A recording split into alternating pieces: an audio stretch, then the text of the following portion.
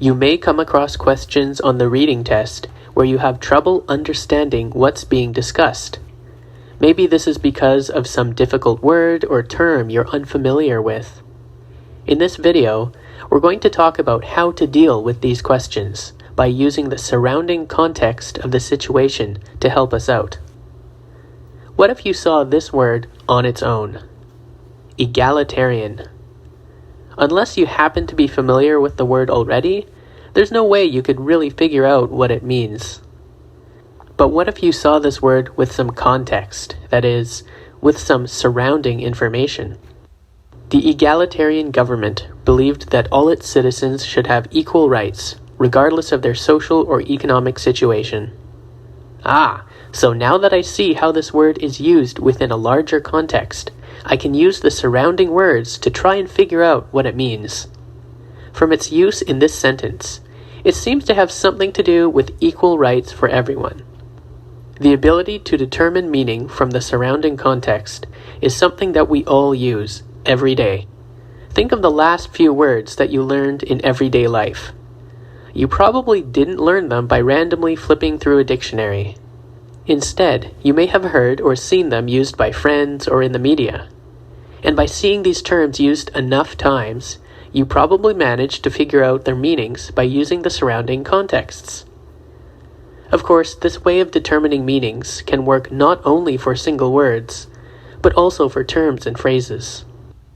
Take this phrase, for instance, from reading part 4. Geothermal superconductors are sunk about 35 feet underground.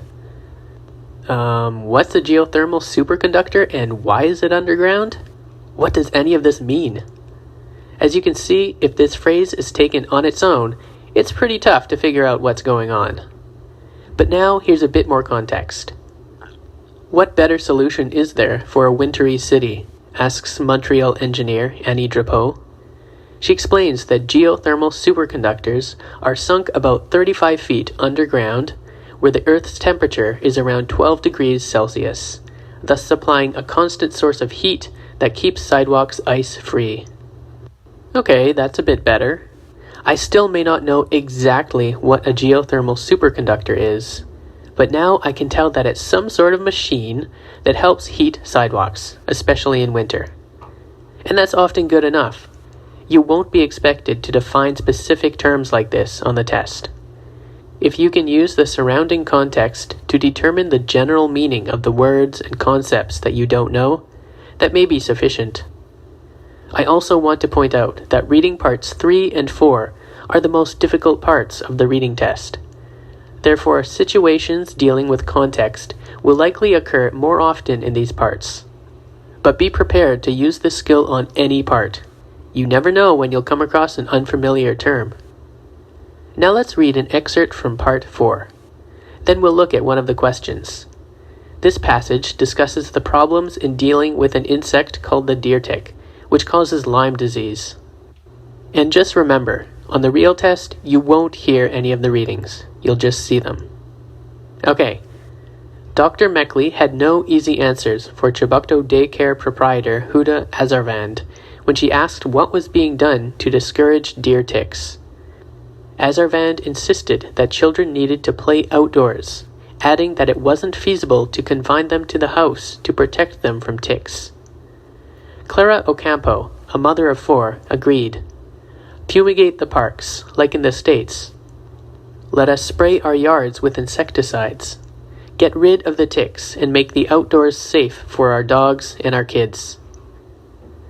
Okay, so there may have been some terms here that you were unfamiliar with. Maybe proprietor, or feasible, or fumigate, or insecticide. That's okay. I want to point out that you will not need to stop and figure out every single word that you don't understand on the reading test. Some of these terms may not be relevant to any questions, and it would just waste time.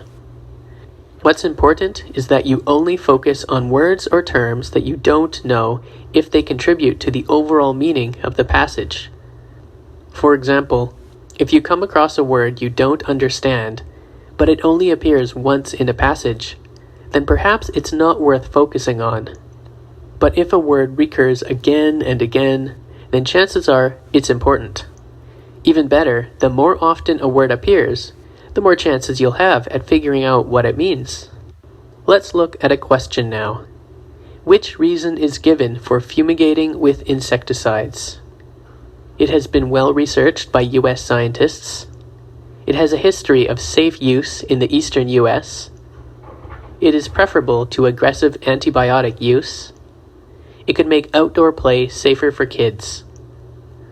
Okay, so it looks like we'd better figure out what fumigating and insecticides mean, since they're important enough to be in a question.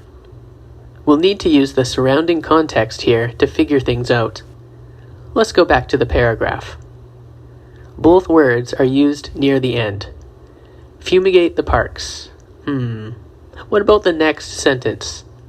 Let us spray our yards with insecticides. Could fumigate have a similar meaning to spray? And what are insecticides anyway? The topic here is how to get rid of deer ticks. Maybe insecticides are chemicals that are sprayed to kill ticks?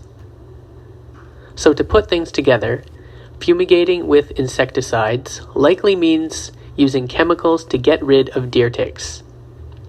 And as the last sentence in this paragraph states, getting rid of these ticks may make the outdoors safe for kids again. Therefore, the reason for fumigating with insecticides must be D. It could make outdoor play safer for kids. One last thing. The ability to figure out the meaning of a piece of text by using the surrounding words and phrases is closely related to the concept of inference.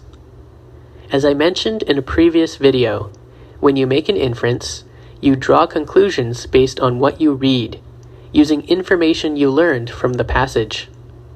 For these questions, the answer will not be mentioned directly in the passage. You've got to be able to make reasonable and logical assumptions about the situation. So in both cases, you're using your ability to recognize connections between words and ideas in order to reach conclusions that may not be specifically stated. In the next and final video in Reading Strategies, we'll talk about how to deal with questions where you can't decide between a few of the answers.